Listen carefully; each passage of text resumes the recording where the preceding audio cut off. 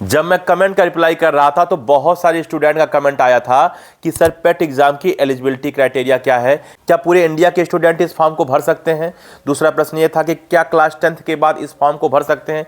तीसरा प्रश्न ये था कि सर इसकी एज लिमिट कितनी होनी चाहिए। तो एलिजिबिलिटी क्राइटेरिया से रिलेटेड बहुत सारे डाउट आए थे, तो मैंने कहा क्यों ना एक वीडियो बना देता हूं। तो चलो जानते हैं कि पेट एग्जाम की एलिजिबिलिटी क्राइटेरिया क्या है। स्टार्ट करते हैं आज का वीडियो। हेलो स्टूडेंट्स, मैं अनूप राम, मेरे YouTube channel spark up classes पर आप सभी लोग का स्वागत है।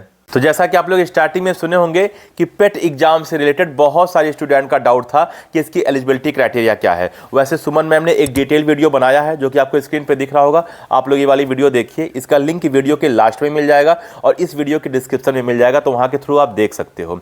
वैसे अगर मैं आपको बता दूँ कि पेट एग्जाम क्या है, तो उत्तर प्रदेश में जितनी भी गवर्नमेंट जॉब होती हैं, लगभग सभी गवर्नमेंट जॉब को एक संस्था कंडक्ट कराती है। आप जानते हो उसका नाम है UPSSC। ये जो संस्था है ये सारे गवर्नमेंट जॉब को कंडक्ट कराती है।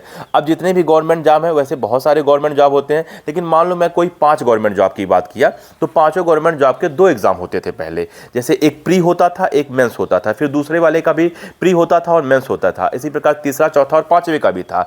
लेकिन संस्था ने एक संगठन बैठाया और उसमें सोचा कि हर एक एग्जाम का प्री एग्जाम कराना जरूरी नहीं है, क्यों ना हम लोग एक ऐसा एग्जाम कराएं कि वो एग्जाम अगर स्टूडेंट क्वालिफाई कर लेते हैं तो सभी एग्जाम की प्री एग्जाम समझ लीजिए हो गया।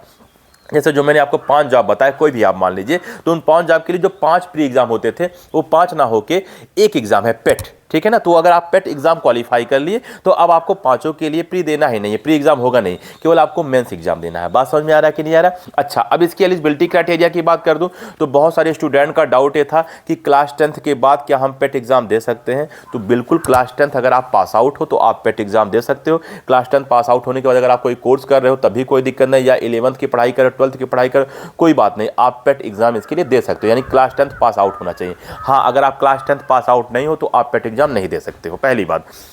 दूसरी बात यह है कि सर क्या पूरे ऑल इंडिया के स्टूडेंट इस फॉर्म को भर सकते हैं। जी हाँ, पूरे ऑल इंडिया के स्टूडेंट इस फॉर्म को भर सकते हैं। आप किसी भी स्टेट से बिलोंग कर रहे हो, आप बिहार से बिलोंग कर रहे हो, पंजाब से बिलोंग कर रहे हो, राजस्थान से बिलोंग कर रहे हो, कहीं से भी आप बिलोंग कर रहे हो तो आप फॉर्म भर सकते हो। और वैसे उत्तर प्रदेश के स्टूडेंट तो भर ही सकते हैं, क्योंकि उत्तर प्रदेश के लिए स्पेशली है। हाँ, उत्तर प्रदेश के जो स्टूडेंट हैं उनको कैटेगरीज वाइज रिजर्वेशन भी दिया जाता है, ठीक है ना। जैसे OBC को, SC को, ST को, इनको कैटेगरीज वाइज रिजर्वेशन भी होता है। बात समझ में आया कि नहीं है। अच्छा, वहीं अगर हम आगे बात कर लें, इसमें एज लिमिट की भी बात है। एज लिमिट में आपको बता दूं कि आपका 1 जुलाई तक मिनिमम एज आपका 18 साल होना चाहिए और मैक्सिमम एज आपका 40 साल होना चाहिए।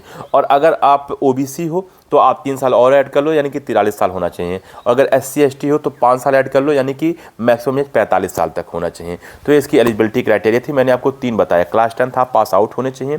दूसरा, पूरे ऑल इंडिया के स्टूडेंट इस फॉर्म को भर सकते हैं, लेकिन यूपी के जो स्टूडेंट हैं उनको कैटेगरीज वाइज रिजर्वेशन मिलता है। तीसरी बात, मैंने आपको एज लिमिट बताया कि मिनिमम एज 18 साल और मैक्सिमम एज आपका 40 साल तक लिया जाता है जनरल के लिए। और OBC और SC ST को रिलैक्सेशन दिया जाता है 3 साल का और 5 साल का, ठीक है। तो ठीक है स्टूडेंट, इस वीडियो में इतना ही, मिलते हैं अगले वीडियो, तब तक के लिए जय हिंद।